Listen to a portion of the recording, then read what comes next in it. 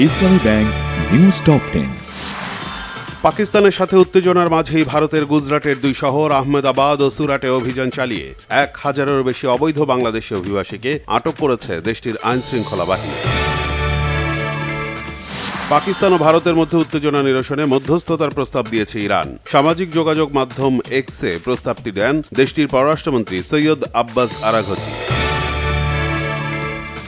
রাষ্ট্রপতি ও সংসদের মেয়াদ 5 বছর করে রাখার পক্ষে নিজেদের অবস্থান জানিয়েছে জামায়াতে ইসলামী। এ তথ্য জানিয়েছেন দলটির নায়েবে আমির আব্দুল্লাহ মোহাম্মদ তাহের। বিএনপি মহাসচিব মির্জা ফখরুল ইসলাম আলমগীর বলেছেন, চীনের সাথে বাংলাদেশের সম্পর্ক আরও উচ্চতায় নিতে একমত হয়েছে ঢাকা সফররত চীনা কমিউনিস্ট পার্টি। প্রধান উপদেষ্টা ডক্টর মোহাম্মদ ইউনূসের মামলা প্রত্যাহার হলে বিএনপি নেতাকর্মীদের নয় কেন? প্রশ্ন বিএনপি সিনিয়র যুগ্ম মহাসচিব রুহুল কবির রিজভীর।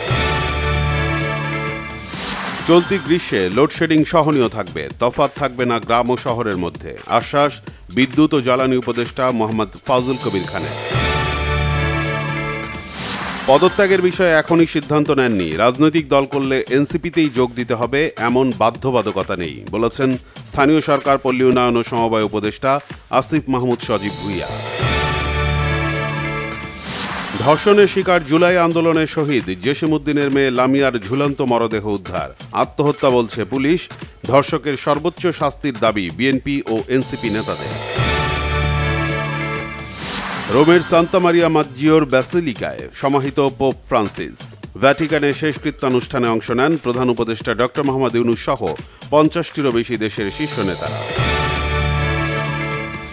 জিম্বাবুয়ের বিপক্ষে পরাজয় বড় কোনো ঘটনা নয়, ক্রিকেটে যে কারো কাছেই হারা যায়, চট্টগ্রামে বলেছেন জাতীয় দলের wicket keeper batsman Jaker Ali অনি।